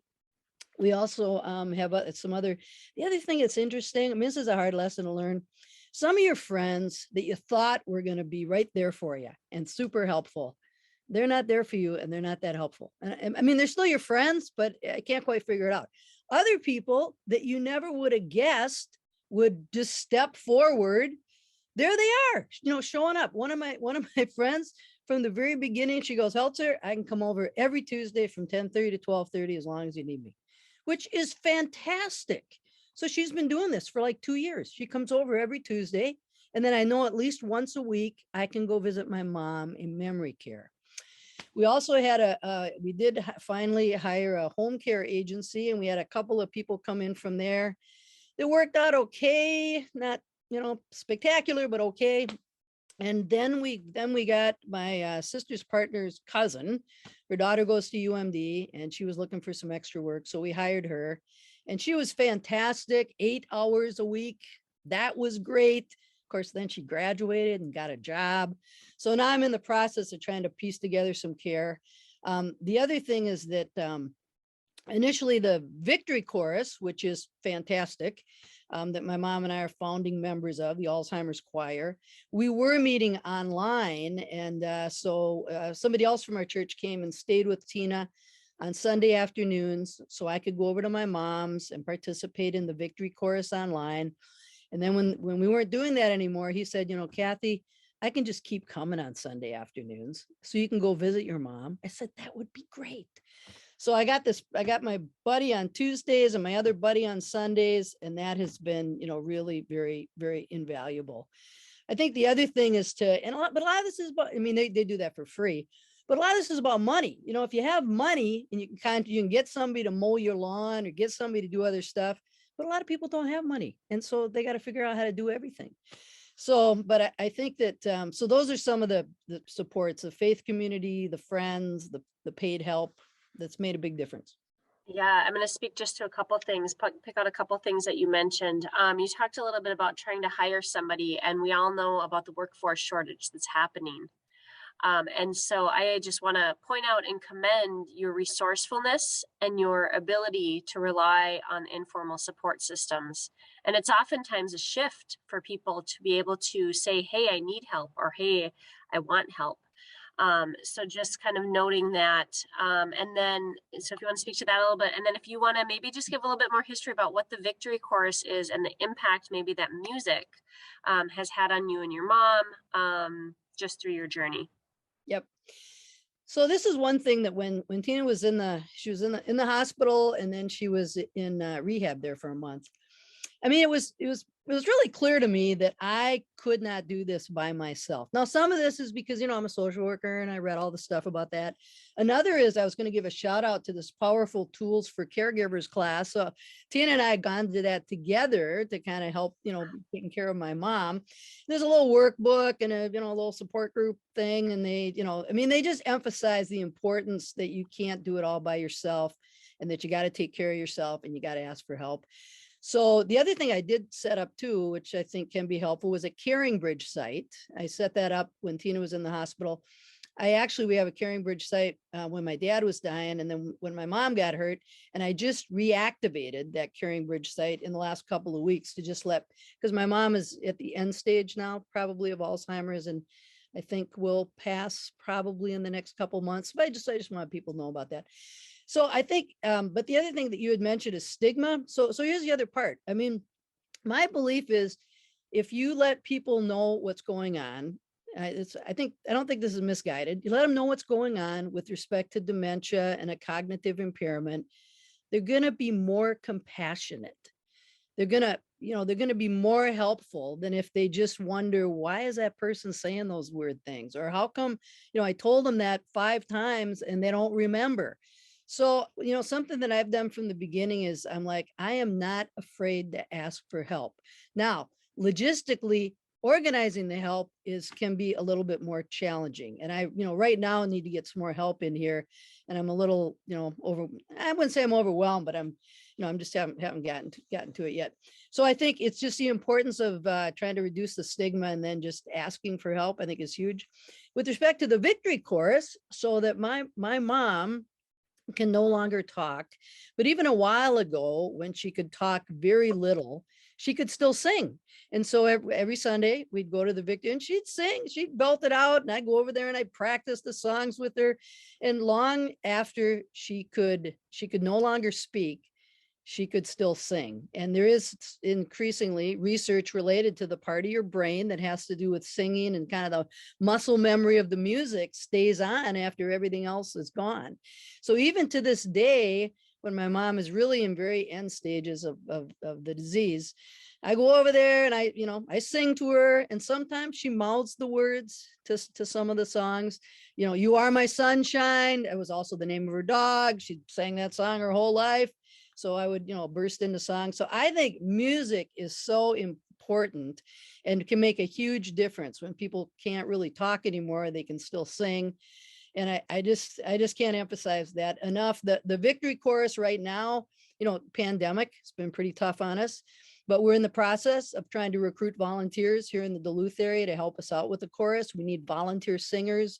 We need what are called operational volunteers, people that make coffee and other things to kind of help us out. So I would, and maybe Mimi or somebody could put into the chat the link to the Victory Chorus website. But I just can't emphasize enough. And that was a wonderful experience for my mom and I to be able to do that together for years after she moved to Duluth.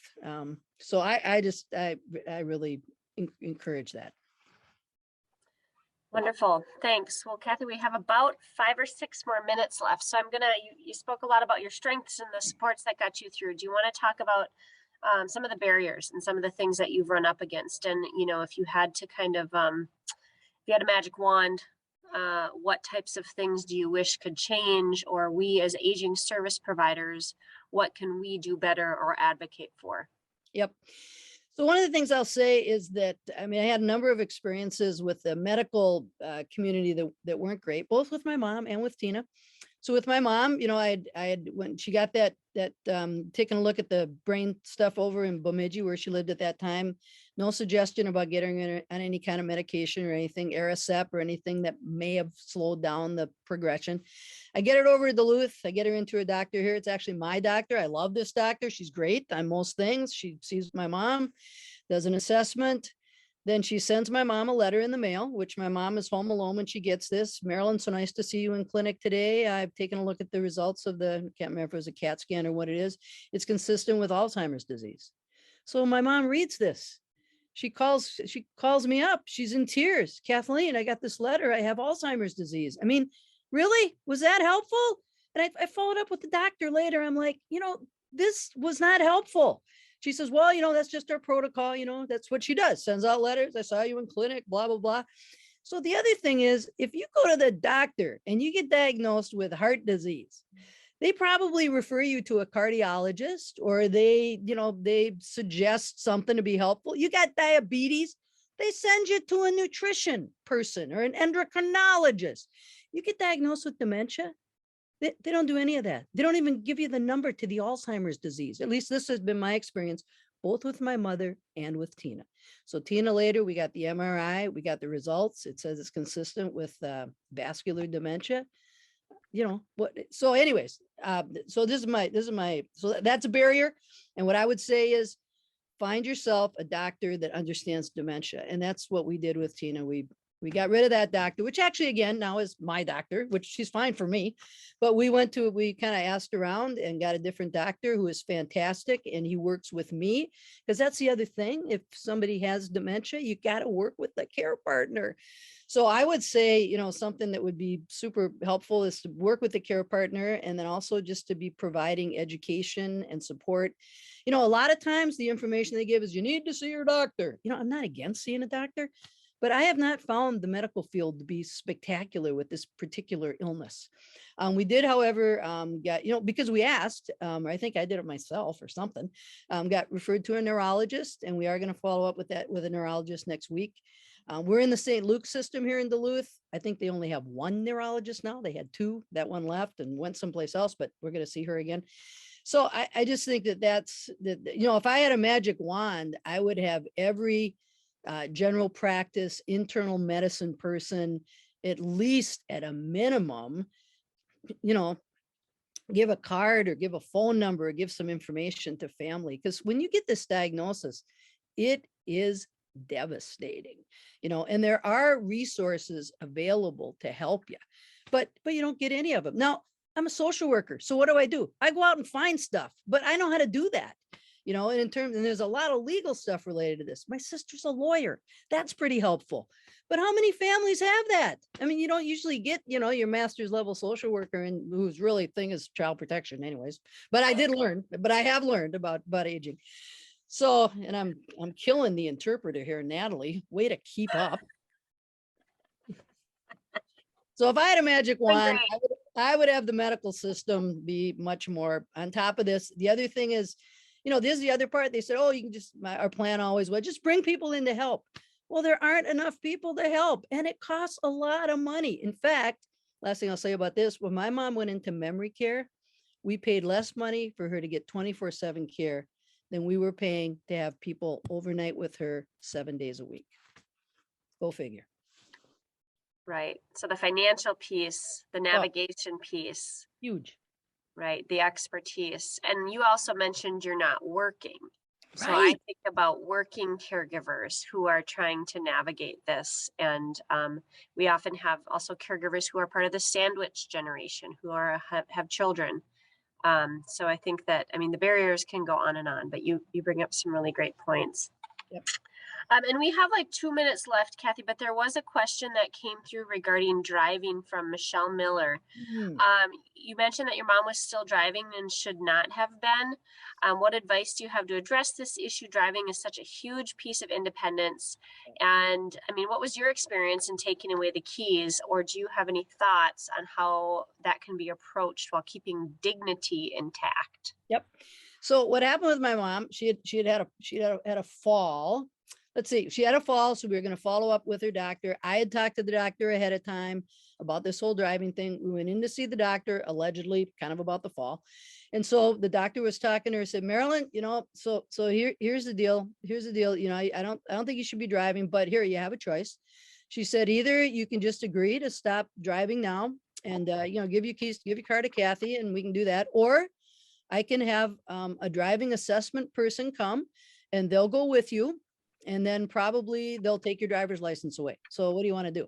She's like, I'm going to give my car to Kathy. I think if you can work with, in that case, actually working with the doctor was helpful. So I think that if you can work with, somebody else and have them deliver the message or give the choice or whatever, that would be good. Tina really she can't drive either. She doesn't know this, but when we got a designated handicap spot in front of our house, the doctor had to fill out some forms, and the way he filled them out, the next thing I know, we got something from the Department of Transportation saying that her driver's license had been suspended because it was clear that it wasn't safe for her to drive now. And so I never told her about that. And from time to time, she'll sort of announce, she's going to drive. But in the meantime, we didn't need 2 cars. So we sold her car and we bought another car. And I think that's working out okay. I would say the other thing, people probably know this, but when we met with Jenna from the Alzheimer's Association years ago, my sister and I, to kind of talk about my mom, trying to get advice, like how to do things. My biggest takeaway is do not argue. Arguing with someone that has dementia is not helpful. So if Tina announces she's going to start driving, and so my temptation is to, launch into a speech about why she can't drive, but that's not helpful. So I'm just like, okay, well, we can think about that. And then she forgets about it. So but I think driving, obviously, I know other people have done other things. They've hid the keys, they pulled out the spark plugs, and done other things. As it turned out, my experience was at the doctor, which was really very helpful in that regard, gave my mom the choice. And my mom's choice was, okay, I'm not going to drive. I don't want to have somebody go with me and take my driver's license away. Right. Yep. Great. Thanks. Well, everybody hold tight. If you want to have more questions or discussion with Kathy, we are going to do that here in about 9 minutes. But I'm going to pass it over to Amy for a bit, and I'm going to share a few resources before we close out. Great. Thank you. Thank you, Georgia and Kathy. That was a great conversation. Thank you so much to all of our speakers and panelists here today. It was really incredible, thoughtful information. And as we think about, a call to action for ourselves, whether it's caregivers or practitioners or community members that care deeply about equity and just caring for each other as human beings. There's so much richness that we learned today. So thank you to each of you. Thinking about that call to action, we're reminded, that we're all responsible for this work and really understanding diversity in all its forms. I couldn't think of a better time for us to really think about practicing cultural humility and culturally responsive services and care is essential if we want to create social change, I would argue, through social justice and health equity. To close health equity gaps, we're going to need to understand that this work really truly does belong to all of us, and really start emulating and thinking about that need for cultural humility, engaging in those practices, seeking first to understand, really listening and collaborating with our practitioners. I think Kathy, your story really emulates that ability to navigate that system. And it also really, and you kind of made this point a little bit, but the power of privilege. I think that's really important that we all recognize that and understand that, because that's not everybody's experience. To your point, not everybody has a lawyer maybe in their family.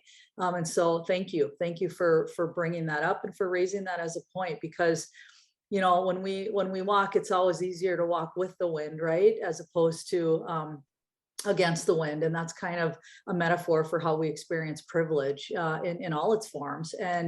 And when you're dealing with these kinds of care needs for loved ones and family members, it's really, really important. And so as practitioners, we challenge you to think about that in your work on a day-to-day basis, and really as we think about ourselves as, commitment to social justice and equity, to remember these things and put that at the forefront of our work together. So thank you again to all of you for the stories and the stories of strength and wisdom that were shared today. I'm going to pass it over to Mimi. I think you have some closing comments as well. Oh, Mimi, you're Mimi, muted. you're muted. Sorry about that. I just want to thank everyone again. We're so grateful for the lineup of excellent presenters that we've had.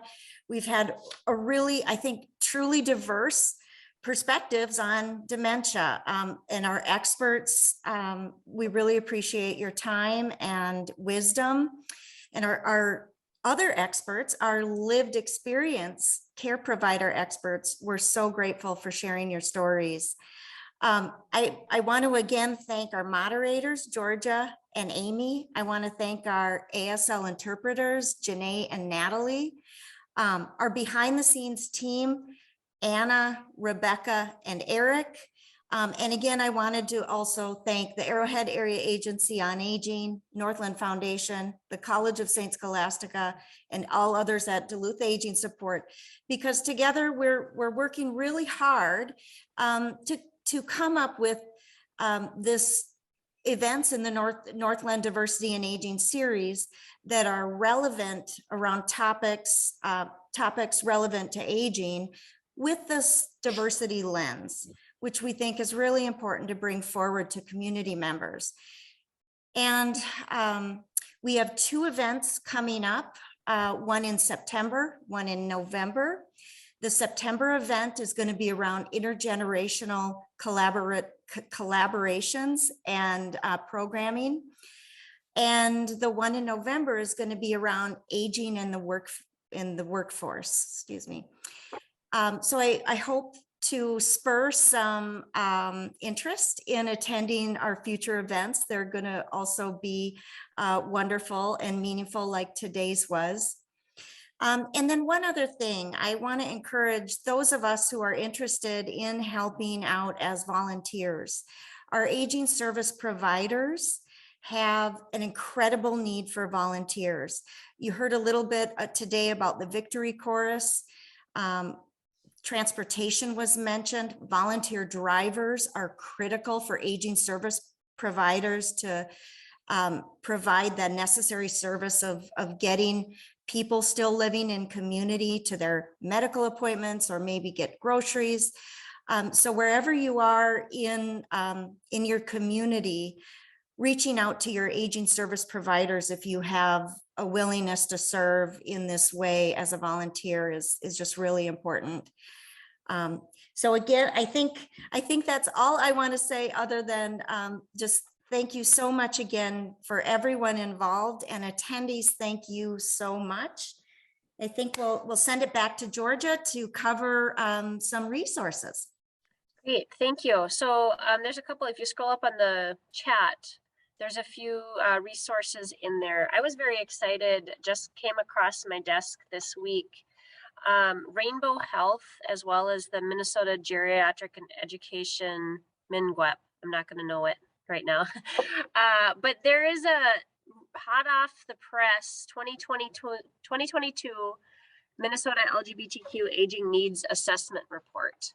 So this is the third time that they have done this assessment for LGBTQ needs, and just great information in there in terms of how far we've come, and also the work that we have to do. And as well as we've got the Alzheimer's Association website in there. So that's a great place to go for resources. There's also a new National Resource Center for LGBTQ plus aging. A lot of great trainings in there. So we had the question about cultural competency, and there are some resources out there. There's not everything out there, but there are some resources that we can help you access. So we will have our slide presentations will be provided in a follow-up email, and we're happy to answer any additional questions. So with that, I still see we have a number of folks on, and we're going to transition just into our little bonus section to have a few more questions for Kathy. And I do encourage folks to continue to put questions in the Q&A section if you have additional questions for Kathy. Kathy, I'm going to talk. I love that you brought up Powerful Tools for Caregivers. It's one of my personal favorite classes. Powerful Tools is a group session. It can be found through the Juniper Network. We can add that link as well.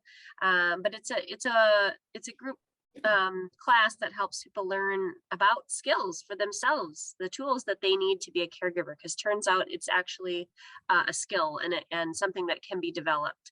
So Kathy, I want you to, maybe speak to that a little bit more. And then also, what do you do to take care of yourself? Because you said you don't have a deep bench. So it's not just, you're not being selfish in taking care of yourself, but I just want you to speak a little bit about what tools do you use and what tools have you found helpful in being a caregiver, or are there things that you feel like you need more of? So let me talk for a few minutes just about that class, that Powerful Tools for Caregivers. Ironically, Tina and I went to this, and we were in this class, and we were there, for my mom to, learn more about how to be better caregivers for her. And the other people that were in the class were all women that were caring for their husbands at home. And we would come away from, this is so ironic because now this is me, but we come away from each of those weeks, we kind of look at each other and say, wow, they got a lot, worse than we do. I said, oh yeah, they do, because they wanted to care for their husbands at home. They didn't want them to, live someplace else. They were pretty stretched out. They sometimes had a little bit of family that helped, sometimes not. We spent a lot of time, every week, there'd be a little there's a workbook, and there'd be little, homework that you do. And a big part of it was, making a plan to take care of yourself, whether that's, taking a walk or whatever. And these folks, I'm trying to remember, I think some of them could leave their husbands at home for very short periods of time. They also were using, luckily in Duluth, we had adult, the Benedictine Health Service, or if that's their name, they have an adult day program. So a couple of them could drop off their husbands there for, 5 hours, one day a week or a couple of days a week, so that they could take a break. So it's kind of ironic because now here I am, fast forward ahead a couple of years, and oh my God, this is me. So one of the things before Tina got hurt and before the pandemic, I was retired. So I was all about, getting healthy. And I had worked at UMD. I retired from there. And so I joined the gym there, and I'm up there exercising a couple of times a week. And, then this thing happens and I can't really do that anymore. And then, I have people coming in, not many people coming in, but when they come in, I'm really torn about what I need to go do. So they're coming for a short period of time. I'd love to go take a walk, but I want to visit my mom, but I got to buy some groceries, but I, have to do this and that. So in answer to the question about what I'm doing to take care of myself. So I try to get out and get some exercise. I like to hike. I like to walk. I'm not much of a biker. So I like to do that. So I'm still trying to do that as much as I can. It's not nearly as much as I want to. With COVID, I have not been a member of a gym. I don't know, kind of going back to a gym in a mask doesn't have a lot of appeal to me. So, but during the winter time, that was during this winter, actually, we had that, the college kid twice a week, and then my two friends the other time. So I was able to cross country ski just about every day this winter, which was fantastic. But of course, even though people think Duluth has snow year round, it really doesn't have snow year round. So that was probably like my best exercise thing was cross country skiing, which is not available anymore. Some of the other things are that I have, some volunteer activities that in the past I've been involved in that I pretty much had to say for a period of time, had to say no to everything. Cause I just said, I just can't do it because I got my hands full here. I'm, trying to visit my mom as much as I can. I'm taking care of Tina. I don't have enough people don't have enough help at home. But now I'm sort of, and actually, in some ways, the pandemic, of course, was horrible. But on the other hand, because of remote and because of Zoom, there were things that I could participate in that I never would have been able to otherwise.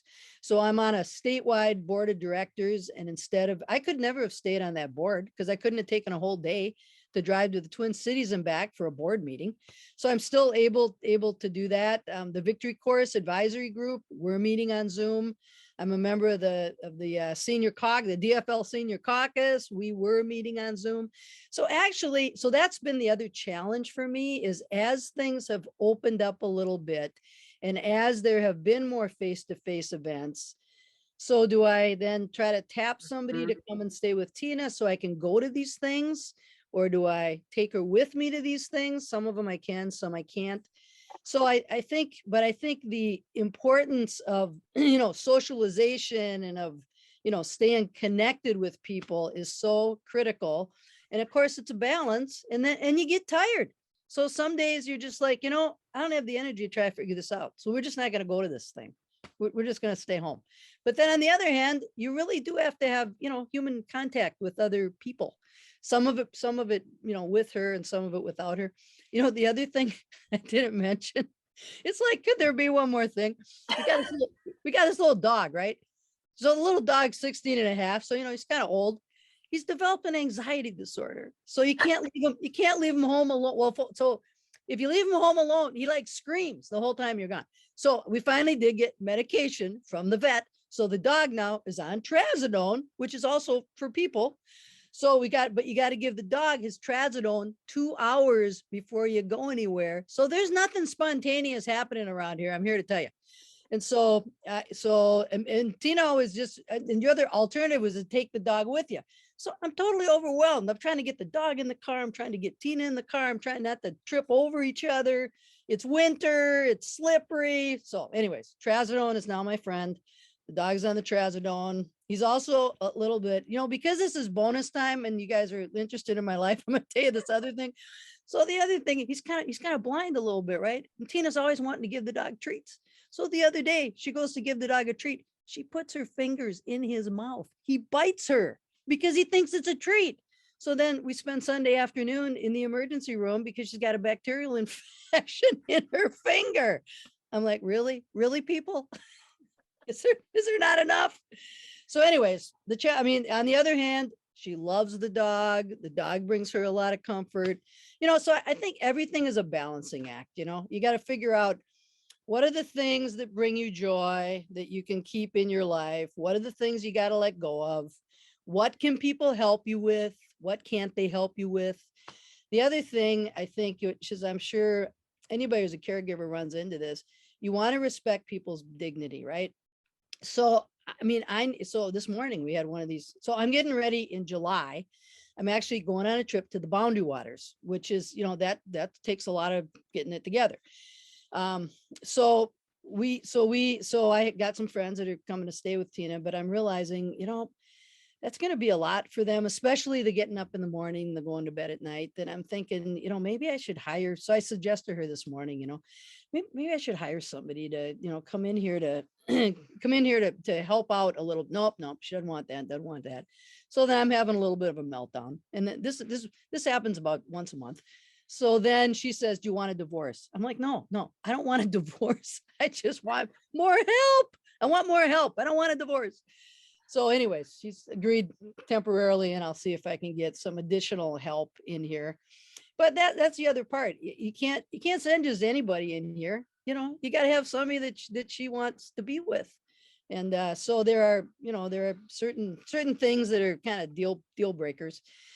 And so as time goes on, I'm going to need more help, and I need that. But did I answer anything that you asked, or did I You just totally did. I mean, I just free associate here? To me, I mean, the resilience is like this, the sense of humor, the fact that you can laugh, because, I've talked to caregivers before too. You have to find, I used to do support groups for caregivers. And you have to, it's the joy, and it's the sadness, and it's the loss, and it's the here in the moment. And so you do find those times where you can experience joy and be in that moment and find gratitude in ways that you couldn't before the disease. So you hear that. And every day can be a slog. Every day can be, and there's going to be good days and bad days. It's like life exacerbated, right? Because, and just it's a very humbling and just a true story. Like, we've all had those moments where you're trying to get the dog, and then and everything. And the fact, like, you have to laugh and know also when you're going to say, I'm done, I can't do this thing today. So the managing your own expectations of yourself, I think, is just what I'm hearing, just to do kind of some reflective listening in what I hear in your story. Like, that's what's helping you through. And just another example of that was the other day. I had our friend was going to come and stay with Tina, and then we ended up in the emergency room for, the whole afternoon, but he's a great guy. So he said he could come later. So he didn't come till, I don't know, 5 or something. And then that's when I had wanted to visit my mom in the afternoon, and I've been in communication with the staff over there and trying out, okay, when does she go to bed, and can I come, after dinner? And I also needed to pick up some groceries. And at one point I just said, Kathy, take a deep breath here. You can't do all this. So I texted them over there at the place. I said, I'm not going to come and see my mom today. Thanks anyways. You can put her to bed because I'm going to go do these other things. And that was just, sometimes I'm probably everybody's like, I'm trying to like pack it all in. It's kind of like a house of cards. And then that emergency room thing that kind of threw the dog bite, it kind of threw everything off, but I'm still trying to do everything. And then you just got to give yourself permission to not feel guilty about stuff. And right. Yeah. And then the other thing is a little cognitive. I can't tell you how many times I'm just like in my mind, I'm like saying, patience, patience, patience, patience. It's just what you got to do. Yeah, I have one other question that came in. It's a great question. We're speaking a lot to your experience, but the question is regarding Tina's experience. If you want to speak to that, she's a very accomplished woman, an organized community leader, has got a long list of amazing things she's done in her life. How is she responding to being a care recipient? Yep. It's a good point. I mean, Tina was someone that was and still is a strong, independent person that took charge of everything her whole life. And so I think that she, unfortunately, what she has is kind of the perfect storm of the cognition as well as the physical part of it. I often say if she just had one of it, if it was just the cognition, but her body was good, that'd be one thing. Or if she had this neuropathy thing and she couldn't stand up, but her brain worked fine, that would be another thing.